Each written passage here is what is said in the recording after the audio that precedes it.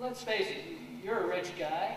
The investment group is made up of wealthy investors, and if you all got scammed, you know, so wasn't it your job to find out that Best Buy wasn't actually selling this stuff?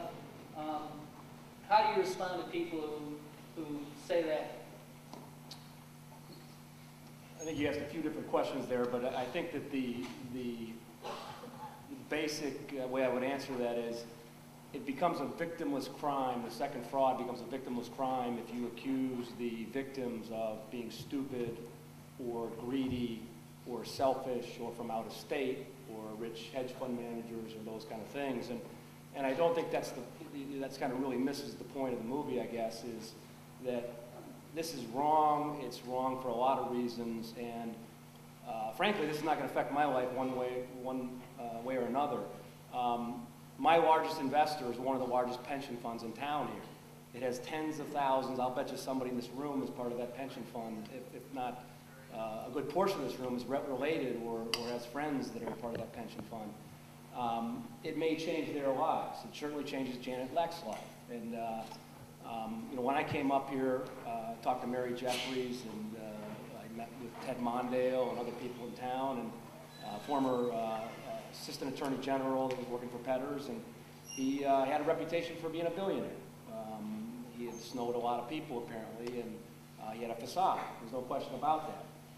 We were careful about the way we actually loaned money to Pedders, and I think that you know, part of the sham is they've tried to fabricate some things that just are not in evidence. But I think that the major point of this is it's very easy. I saw a Ponzi scheme in Africa that came out over the last, I think, few months, and the government was being accused of being part of the Ponzi scheme, and so they pointed the finger back and said, well, really, there's no victims here because they were all greedy and they were all stupid, and so it's a victimless crime. And if it's a victimless crime, I think you have a combination of you put the assets in doubt of who the owner is and you have no victims, then it's very easy for everybody else to walk off with the money.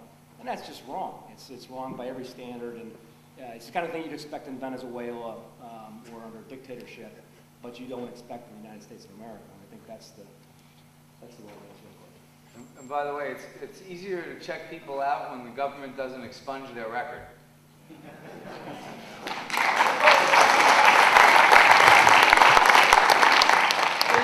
Anybody ever get a record expunged? I can't. There's a couple questions here for Ryan.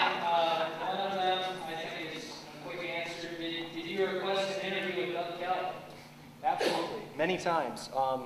In fact,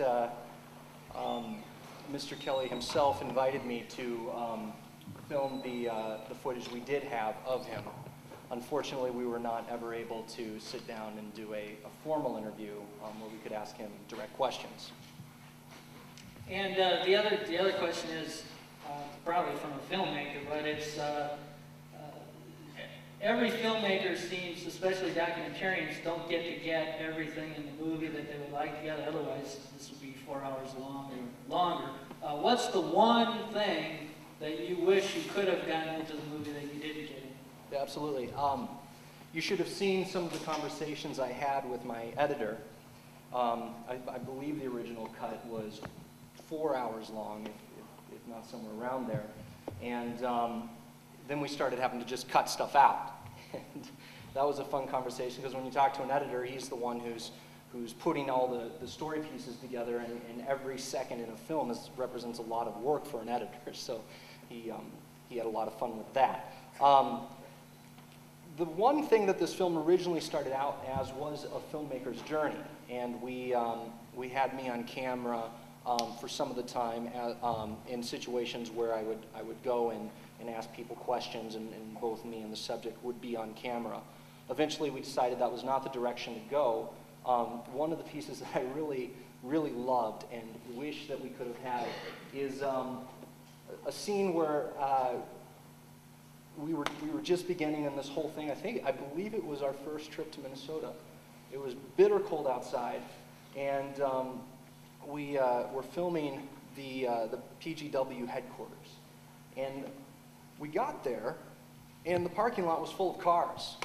And so we were like, well, this is interesting. Is there still stuff going on here as we're looking around? And so we said, well, let's go inside and just see if we can talk to somebody, see if somebody will tell us what's going on here. And so we walk inside, the door's open, and there's nobody there. It's a very nice lobby. I don't know if anybody in the room has ever been to the PGW, former PGW headquarters, but it was a very nice lobby, and you go in, there's newspapers set out and a front desk, and nobody behind the front desk, just a phone. So we walk up to the phone, and my camera guy's following me, and I got the sound guy with the boom pole, because this is, you know, kind of Michael Moore-esque, if you will, trying to be in the moment. And so there's a list of numbers. So I start at the top, just no answer on the first one. Second one, we got somebody. I said, hi, my name is Ryan Frost. I'm doing a documentary, and we're down here in the lobby, and we wanted to know if we could talk to someone. And they said, hang on one sec, I'll send someone down. So I said, all right, guys, great, you're gonna be able to talk to somebody. Well, sure enough, we got a very chilly welcome. 3 people all came in at the same time. They came out of this main entryway from the rest of the building. We were just in the lobby. And so I walked up to them and introduced myself. And as soon as one guy saw the camera, he quickly ducks behind one of the walls. And so the whole thing was very unfriendly in nature. And so we said, you know, can we talk to the press person? One of the ladies said, well, I am the press person. I said, well, can we do an interview? I gave her my card. And long story short, they declined. They told us to shut the camera off and would have nothing to do with us. And so it was just interesting to see the attitude and the atmosphere of what was going on over there in the immediate aftermath when folks were still taking up space. So you didn't get the Michael Morris? No, I mean, they did force us finally to shut off the camera, so we had as much footage as we could up to that. We have a couple of questions here about the contributions and the connections between Norm Coleman and Amy Klobuchar and Petters and Kelly. And I'm going to paraphrase an old political statement. I know Amy Klobuchar. I like Amy Klobuchar. I consider Amy Klobuchar a friend. Obviously, I know Amy Klobuchar. But there's implications in the film that they had some sort of influence on getting Kelly appointed in some way, shape, or form. And the questions that are coming in from the audience are, what did they do with that money? Is that dirty money? Jim or Ryan or Billy or Thane, in your dealings, did you get their names bandied about? Do you have any evidence of their involvement in this beyond what we've seen in the movie? Well, if there was transparency and full disclosure, it'd be simple to know, but you can't find anything out. Anybody else? We requested several interviews with Senator Klobuchar to the point that when I was doing a trip to D.C., we went to her office. The camera was not running that time. We did it very formally. We went through the deputy press secretary, talked to the press secretary. We were declined all the way, and they wouldn't speak to us. So I would say one thing is when you see these politicians, and I'm not going to talk about Amy or Norm, but the politicians, most of them, when they gave their money back, they gave it to charity. And it's amazing to me that, again, back to the victimless crime, you watch Janet Leck up there, that $5,000, or in Amy Klobuchar's case, it was, I think a couple $100,000 if you look at all the directions she got money from the Petters companies. But so they gave it back to charity, and I think in her case, she just gave back 1 year. So she went back, I think, for $5,000 and gave it to charity. And that money should go to the victims. I know it's a small amount of money, but it should go to the victims. And apparently the other, hundreds of thousands of dollars she got over the last 10 years, will not be accounted for.